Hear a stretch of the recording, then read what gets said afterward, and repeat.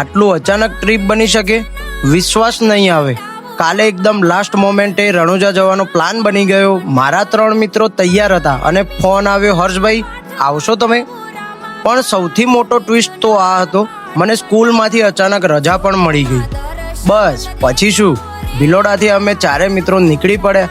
આ મારો પહેલો વ્લોગ હતો એટલે આખી જર્ની મેં શૂટ કરી અને અમે પહોંચ્યા રણુજા. પછી સૌથી પહેલાં અમે ગયા ઓમ બંધના મંદિર અને ત્યાં જોઈને એક મજબૂત અને અજબની બુલેટ, જે કહેવામાં આવે છે કે પોતે ચાલીને પાછી આવી જાય છે. ગમે ત્યાં જાય તો એની જગ્યાએથી પાછી આવી જાય. એ પછી અમે દર્શન કર્યા રણુજાની અલગ અલગ જગ્યાઓમાં અને રણુજાના એટલે કે રામાપીર ધણીના અમે દર્શન કર્યા અને લાંબી લાઈન હતી અને અલગ અલગ જગ્યાઓ અમે પછી એક્સપ્લોર કરી. આ ટ્રીપ અચાનક હતી પણ લાઈફની બેસ્ટ મેમરી બની ગઈ. આવો વ્લોગ ગમે તો લાઈક, શેર અને ફોલો કરજો.